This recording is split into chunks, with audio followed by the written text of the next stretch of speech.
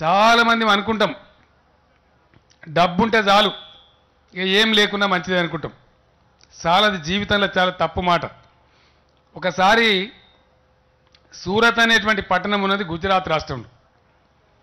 ఆ ఊరిలో వజ్రాల వ్యాపారులు ఉన్నారు, చాలా పెద్ద శ్రీమంతులు ఉన్నారు. ఒక్కొక్క ఆయనకు 7 అంతస్తులు 10 అంతస్తులు 12 అంతస్తుల బంగ్లాలు కూడా ఉన్నాయి. 100 కోట్ల రూపాయల ఇల్లున్న వాళ్ళు కూడా ఉన్నారు.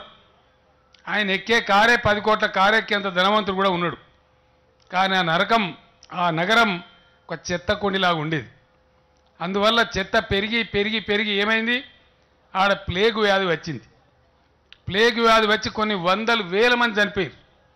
ఈ ధనవంతులు కూడా బతుకు జీవుడాని డబ్బులు ఉన్నాయి కాబట్టి విమానాలు కిరాయికి తెప్పించుకొని భార్యని పిల్లలను ఉన్నకాడికి తట్టబుట్ట దానిలో విమానంలో వారేసుకొని పారిపోయినారు సూరత్ పట్టణం నుంచి. మళ్ళీ కేంద్ర ప్రభుత్వము మిలిటరీ వీళ్ళందరూ వచ్చి ఓ 2 నెలల పాటు దాన్ని మంచిగా చేసిన తర్వాత మళ్ళీ మెల్లగా వాపసు వచ్చిన, మంచిగా అయిందా ఇక పోతే చావమా అని తెలుసుకొని వాపసు వచ్చిండ్రు.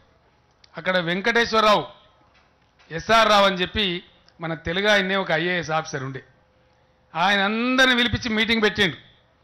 అయా సేట్ సాబ్ నీకు 5,000 కోట్ల ఆస్తి ఉన్నది, కానీ పారిపోయినావు కదా పగడం చేతులు పట్టుకొని 5,000 కోట్లు ఏం చేసినాయి, ఎక్కడ కాపాడినాయి నిన్ను? దోమ చెత్త ఉంటే దోమ ఉంటుంది, దోమ ఎమ్మెల్యేని కూడా కుడుతుంది, మంత్రిని కుడుతుంది, ముఖ్యమంత్రిని కూడా కుడుతుంది. దోమకేం బ్యాగ్ అడ్డం లేదు కదా, ఎవరు ఎదురుగతే వాళ్ళని కుడుతుంది. అది మంచి సోషలిస్ట్ దోమ, ఎందుకంటే దానికి ఏం తారతమ్యం లేదు, ఈయన మంత్రా కాదా ఈయన ఊరు సర్పంచా కాదా అని చూసి కుడుతుంది. దానికి ఏం ఆ చెత్త ఉన్నదంటే మనం కుడుతుంది గ్యారంటీ. కుట్టిందంటే ఏ మలేరియానో ఏ మెదడు వ్యాప్యాదో ఏ సల్జరమో పుడుతుంది, పోయి దవాఖానలో పడతాం.